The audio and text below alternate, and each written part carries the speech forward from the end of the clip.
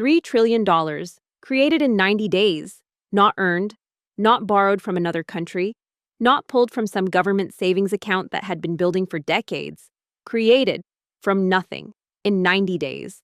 That was March 2020, while you were figuring out how to cover rent, while businesses were shutting their doors, while people were waiting weeks for a $1,200 check. The Federal Reserve created $3 trillion.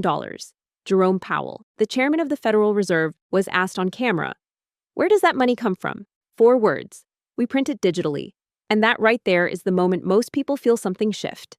Because if 3 trillion can appear in 90 days, what does that mean about everything you were ever told about money? About working for it, saving it, never having enough of it? That is exactly what this video is about. My name is Mila, and I'm obsessed with the small moves and hidden nuances that build real wealth. In this video, we are breaking down exactly how money is created. The real mechanism. Not the version you were taught in school. Most of us assume money is created by governments printing it. That is the image we all have. But that is actually only a tiny part of the story. How money is really created in the modern economy is something most people have never been shown. And once you see it, the way you understand everything from housing prices to your own paycheck will completely change. And you do not need to be an economist or a finance major to understand it. This is actually far simpler than the people who benefit from it want you to believe. There are 3 ways money is created in the modern economy.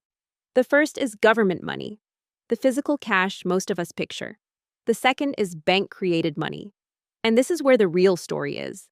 The third is central bank money, the kind that makes trillions appear in 90 days. We are going to walk through all 3. And by the time we reach the third one, the opening question of this video will make complete sense. So let us start with what most people think they know, and then show you what is actually happening. The first way, money is created, government money.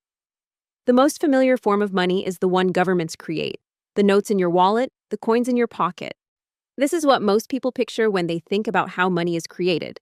A government decides to print more and more appears. And that part is true, governments do create physical money.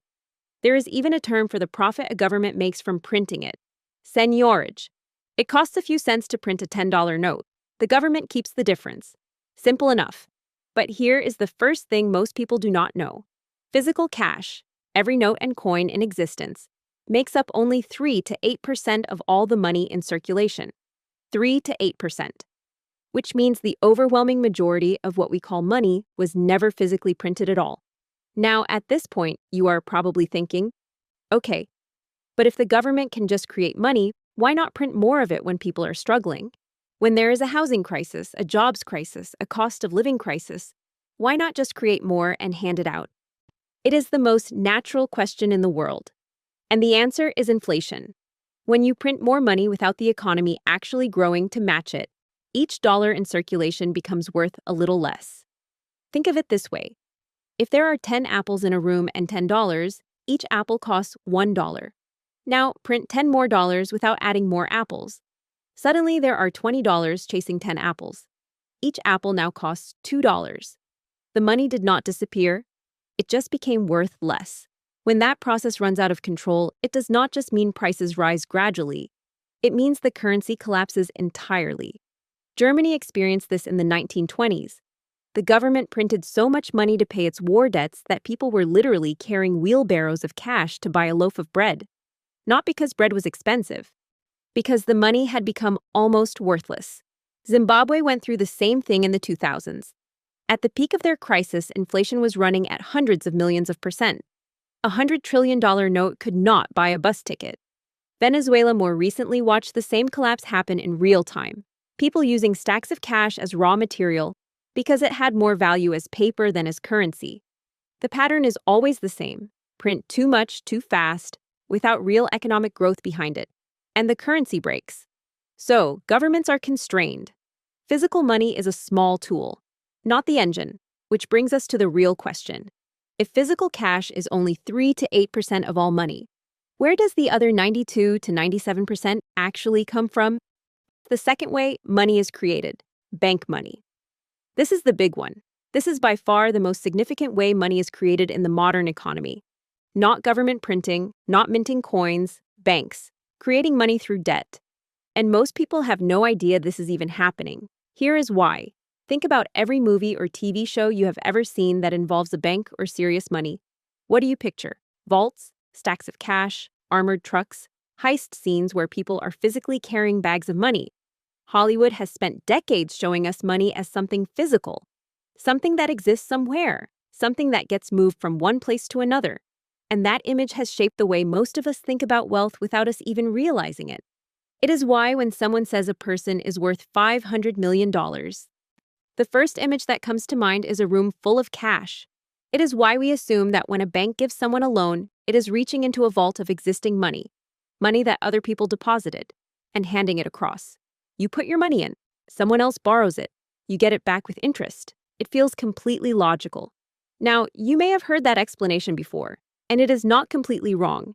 It is just incomplete, because what we now know, and what the Bank of England confirmed officially in 2014, is that when a bank approves your loan, it does not check how much has been deposited first. It simply creates the money on the spot. The loan and the money arrive at the same time, from nothing. That is not what most people picture, but that is what is actually happening. When a bank issues you a loan, it does not reach into a pot of existing money. It creates brand new money, right there, in that moment. The bank types a number into a computer and that number appears in your account. It was not there before. It did not come from someone else's savings. Nobody's balance went down when yours went up. That money did not exist 5 minutes before you were approved. And this is not a small footnote about how banking works. Researchers at the Federal Reserve Bank of Philadelphia found that approximately 92% of all deposits in the U.S. banking system were created this way, through lending, not through people depositing cash. Only about 8% came from actual cash deposits. So, when you look at the money sitting in American bank accounts right now, $9 out of every 10 was created by a bank issuing a loan. Not printed. Not saved. Created through debt. Now you might be wondering, is there anything stopping banks from just creating unlimited money? And the answer is yes, there are limits. But they are probably not what you think. The old limit was called a reserve requirement. Banks had to keep a percentage of deposits on hand. But that requirement was dropped to 0% in March 2020. The limit that actually matters today is called a capital requirement, governed by an international framework called Basel III. In simple terms, it means banks must hold enough of their own money to absorb losses if their loans go bad. So, the constraint is not how much money exists. It is how much risk the bank can stomach. Which means as long as banks feel confident about lending, the money creation continues. Let us make this real with an example most people can relate to. Say you decide to buy a home. You find one for $400,000, right around what the average American home costs today. You go to the bank, you fill out the paperwork, you get approved for a mortgage. Here's what most people think happens next. The bank goes into its reserves, pulls out $400,000 that other customers deposited, and transfers it to the seller. Clean and simple. Here is what actually happens. The bank opens 2 entries on a screen. On one side, a $400,000 loan in your name. On the other side, $400,000 deposited into the seller's account. That money did not come from anywhere. It was created the moment the loan was approved. The seller now has $400,000 in their account. They can spend it, buy things, pay people. That money flows into the economy, into other bank accounts, into businesses, into salaries. And every dollar of it was brand new. It did not exist before you signed that mortgage. Now, here is the other side of it. Every month when you make your mortgage payment, that money gets canceled out, destroyed. The loan shrinks. And when the loan is fully paid off, that $400,000 of money that was created the day you bought your home officially disappears from the money supply. The only thing left behind is the interest, which is the bank's profit. So banks are not storing money. They are constantly creating it and destroying it. Every loan issued is new money entering the economy. Every loan repaid is money leaving it. The entire money supply is expanding and contracting based on how much borrowing is happening at any given moment. And when you multiply that $400,000 mortgage across millions of American homebuyers, you start to understand why the housing market is one of the single biggest drivers of money creation in this country. Every time home prices rise, people borrow more. Every time people borrow more, new money is created. The cycle feeds itself. If most money is created through debt, then economic growth requires more debt, not as a side effect, as a structural requirement. The economy does not just benefit from borrowing, it depends on it. When people and businesses are borrowing and spending, new money is entering the economy, growth happens, jobs are created, things feel stable. When borrowing slows down, money creation slows down. When money creation slows down, the economy starts to contract. Think about that for a second.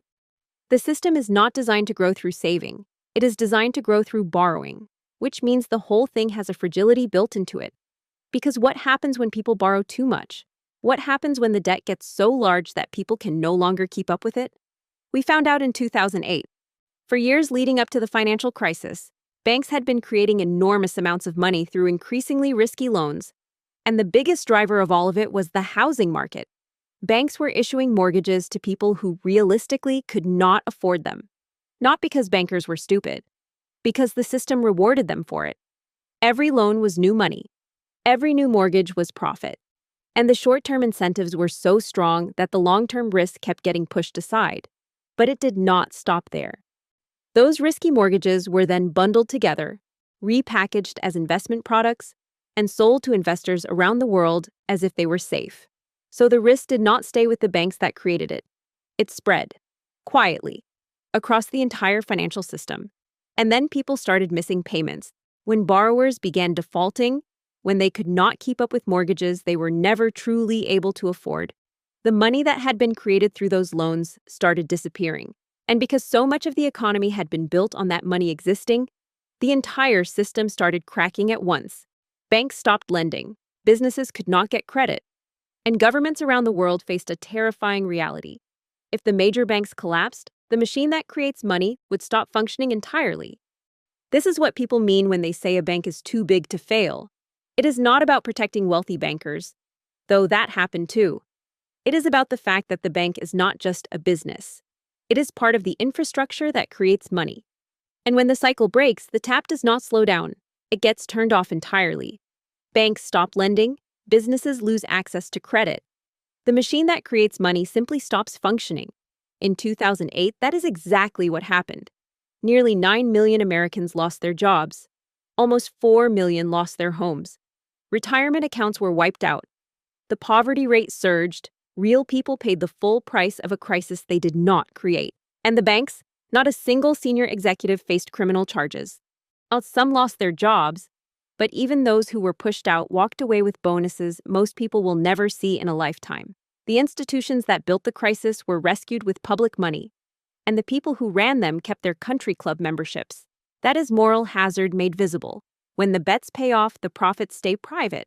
When the bets collapse, the losses go public. That is not a flaw in the system. That is how it was designed to work. Which brings us to the third way money is created. The one that finally answers the question we opened this video with. How did $3 trillion appear in 90 days? The third way. Money is created. Central bank. Money. To understand this layer, you need to understand what a central bank actually is. The Federal Reserve is not a regular bank. You cannot open an account there. It does not give out mortgages or car loans. What it does is sit at the top of the entire banking system, acting as the bank for banks. And unlike commercial banks, which need deposits and borrowers to create money, the Federal Reserve can create money in a completely different way. It does not need anyone's permission. It does not need existing funds. It simply creates money by deciding to. And the tool it uses to do this is called quantitative easing, or QE. Most people have heard the term. Very few have had it explained in plain language. So, here is what it actually means.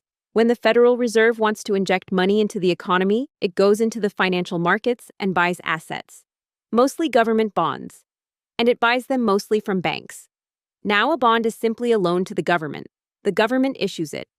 Banks and investors buy it, and the government promises to pay it back with interest over time.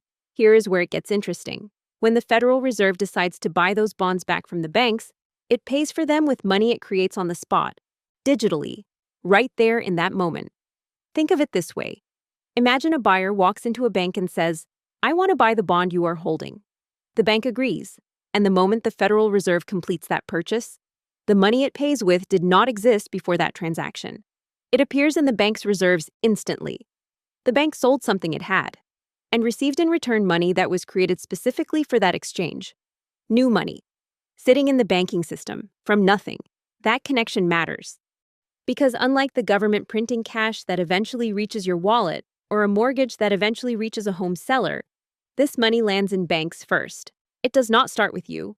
It starts with the financial system. And that is what makes this way of creating money behave so differently from the other two.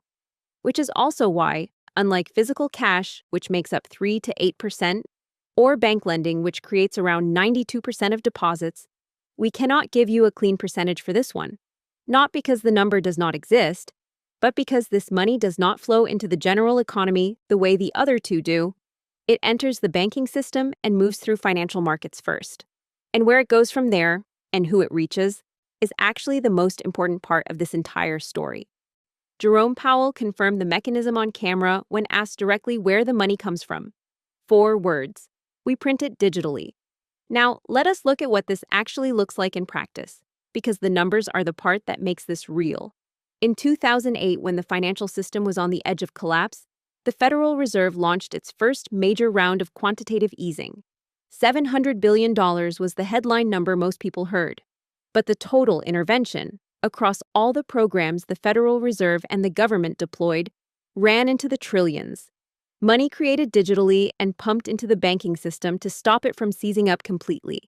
At the time, it felt almost unimaginable. $700 billion created to stabilize a system that had broken under the weight of its own debt. And then 2020 happened. In the span of roughly 90 days, the same 90 days that millions of Americans were losing their jobs, waiting on $1,200 checks, and trying to figure out how to pay rent, the Federal Reserve created $3 trillion. Not gradually, not over years, $3 trillion in 90 days. By the end of 2020, the Federal Reserve had added nearly $3 trillion to its balance sheet in a single year. To put that in context, it took the United States from its founding in 1776 all the way to 2008 to accumulate less than $1 trillion of central bank assets. In 2020, that amount was more than tripled in 12 months. That is the scale of what central bank money creation looks like when the system decides it needs to act. And here is something that matters. The Federal Reserve cannot go bankrupt. A regular business runs out of money and closes. A regular bank runs out of reserves and fails. The Federal Reserve cannot run out of money because it is the entity that creates the money. It can always create more, which means it has an effectively unlimited capacity to intervene, to buy assets, to stabilize markets, to inject liquidity whenever the system needs it. That sounds reassuring, and in some ways it is. A lender of last resort that cannot go bankrupt does provide a certain kind of stability, but it also raises a question that most people never think to ask. If the Federal Reserve can create trillions of dollars whenever it decides to, what does all that new money actually do? Where does it go? Who does it reach first? And does it reach everyone the same way? And this brings us back to something we said at the very beginning of this video, that printing too much money causes inflation, that prices rise, that the currency loses value. So if $3 trillion was created in 90 days, why did we not see prices immediately collapse the way they did in those historical examples we covered earlier? The answer is that most of that money never reached the everyday economy the way you might expect. It did not show up at your grocery store or your gas station. It went into the banking system first, into financial markets, into assets. And who sits closest to that money the moment it is created, and who sits furthest away, is the part of this story that explains almost everything you have ever felt, but never quite been able to name about the modern economy. That is exactly where we are going next, where the money actually goes. In the 2 years after the 2008 financial crisis, while millions of Americans were still out of work, still losing homes, still trying to recover, every single dollar of wealth gained in this country went to the top 7%. Not most of it, all of it. The bottom 93% got poorer, while the top 7% got richer. The rich got richer. The poor got poorer. And it was not an accident. It is a direct consequence of how money is created, and where it goes the moment it enters the system. That is the straight line between money creation and the world you live in every day. It is called the Cantillon Effect. Richard Cantillon was an economist in the 1700s. His observation was simple. When new money enters an economy, it does not spread evenly like water filling a flat surface. It moves like water poured at one end of a tilted table. The people closest to where it is poured get it first, before prices have adjusted. The people furthest away get it last, after prices have already risen. First receivers benefit. Late receivers pay. And just like money creation itself, this happens in 3 layers. Who gets it first, who gets it second, and who gets it last. Let us walk through all 3. Now, let us put this into practice with something we already know. We just explained that when the Federal Reserve creates money, it goes into the banking system first. So think about what that actually means in practice. Who is sitting right there when that money arrives? Banks, financial institutions, the large Wall Street firms that live inside the financial system. They are the first receivers. That new money lands in their reserves before prices anywhere in the economy have had a chance to adjust. And because prices have not moved yet, they can use that money to buy assets, stocks, real estate, investments, all at prices that still reflect the old reality, before the new money existed. Then that money starts moving outward. And this is where the second layer comes in. The wealthy individuals and asset owners. Think about someone who already owns a portfolio of stocks, already owns multiple properties, already has significant investments sitting in the market. As the banks deploy that new money into financial markets, demand for those assets increases. And when demand increases, prices follow. So this person wakes up one morning and their net worth has climbed. Not because they worked harder, not because the company they invested in suddenly became more productive, but simply because new money entered the system and flowed directly into the assets they already owned. They did not do anything new.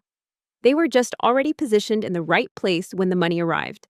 Now, here is where it connects to something you have probably felt, but never had a clean explanation for. When all that new money flows into assets, stocks, real estate, investment portfolios, it does not immediately show up at the grocery store or the gas station. That is why the Federal Reserve can create $3 trillion and your grocery bill does not triple overnight. The inflation happens first in assets. Housing prices surge, stock markets climb, investment portfolios swell. That is asset inflation. And it feels like prosperity from the outside. Markets look healthy. Net worths are rising. The economy appears to be growing. But for someone trying to buy their first home, it does not feel like prosperity at all. It feels like the goalpost keeps moving. And that brings us to the third layer. The salary earner, the nurse, the teacher, the office worker, the person whose wealth is not in stocks or investment properties. It is in their monthly paycheck and whatever they have managed to save. By the time new money has flowed through the financial system into markets, inflated asset prices, and eventually filtered into the broader economy, prices have already moved. The home they were saving for has already risen. The stock they wanted to buy has already climbed. The assets they were hoping to one day afford have already repriced upward. Their paycheck has not changed, but everything they need to buy with it has gotten more expensive. Same income, higher prices, less purchasing power, and no clear explanation from anyone about why it keeps happening. That is the third layer. And that is why so many people feel like they are working just as hard as before, but somehow falling further behind. It is not a feeling. It is math. They are receiving the money last, after the system has already adjusted around them. And here is the deeper issue with a system built this way. When asset prices keep rising, it feels stable. It feels like growth. But asset price growth driven by new money is not the same as real productivity growth. It is not new businesses being built, not new jobs being created, not better wages being paid. It is money chasing existing assets and inflating their prices. The wealth is expanding on paper, but the foundation underneath it is becoming more fragile, not stronger. Because the whole system still depends on what we explained at the very beginning. Debt, more borrowing, more money creation, more asset inflation, the cycle feeding itself. And the longer it runs, the more stretched it becomes. The system feels stable until it does not, and when it tips, as it did in 2008 and came close to doing again in 2020, the people with the fewest assets and the least proximity to new money feel it first and hardest. And this is not ancient history. This is happening right now. As of late 2025, the top 1% of American households controlled nearly 32% of all wealth in the country, the highest share ever recorded since the Federal Reserve began tracking it in 1989. That top 1% collectively holds about $55 trillion in assets, almost as much as the bottom 90% of Americans combined.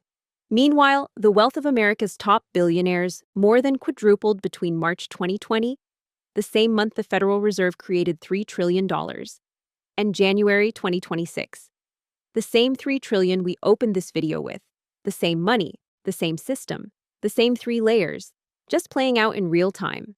This is why you can be doing everything right, working hard, saving consistently, making sensible decisions, and still feel like you are falling behind. It is not because you are doing something wrong. It is because the money was never flowing toward the 3rd layer first. And now you can see exactly why.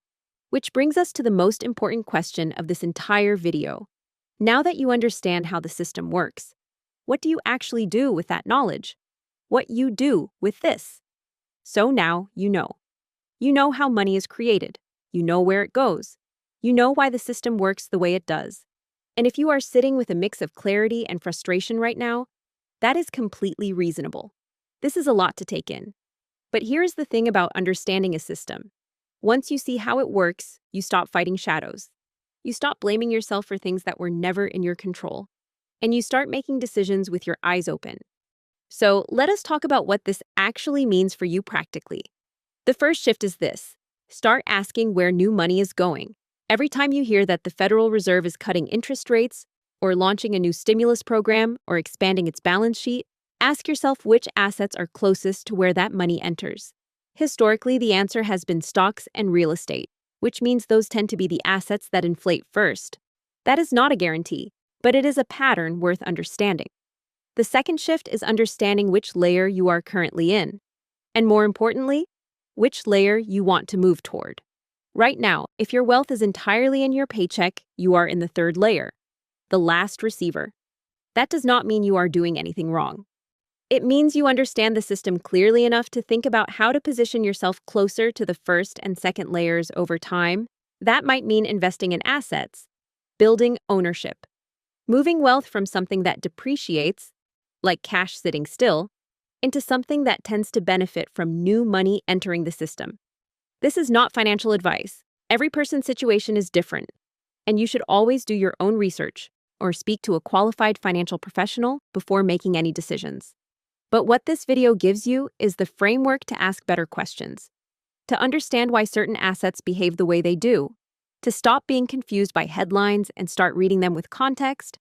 The third shift is learning to tell the difference between real growth and inflated growth. When you see the stock market climbing, ask, is this because companies are genuinely more productive and profitable? Or is this because new money is flowing into financial markets and inflating prices? Both can look the same from the outside, but they behave very differently over time. Real growth is sustainable, inflated growth is fragile, and knowing the difference helps you make more thoughtful decisions about where you put your money and your trust. You do not need a finance degree to use these 3 questions. You just need to be paying attention. And now you are. Let us bring this full circle. $3 trillion, created in 90 days, while you were figuring out how to cover rent. While people were waiting weeks for a $1,200 check, how is that possible? Now you have the answer. Money is not scarce at the system level. It never was. What it is uneven, in who creates it, in where it goes, in who it reaches first. The confusion most people carry about money is not a personal failure. It is what happens when you are navigating a system you were never given a map for. You now have the map. And that changes things. Not because the system is going to change overnight, but because the way you see it has. You can look at an interest rate decision and understand what it likely means for asset prices. You can look at a rising stock market during a struggling economy and understand why both things can be true at once. You can stop blaming yourself for a gap that was structural long before you arrived.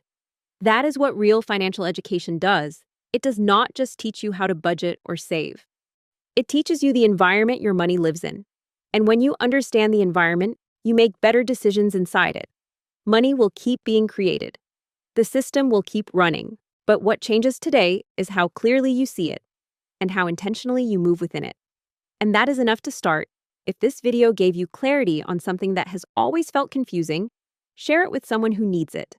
And if you want to go deeper on how to think about assets, investing, and building wealth, subscribe, and stay close. That is exactly what this channel is here for. And always remember, luxury is easier when your money is organized.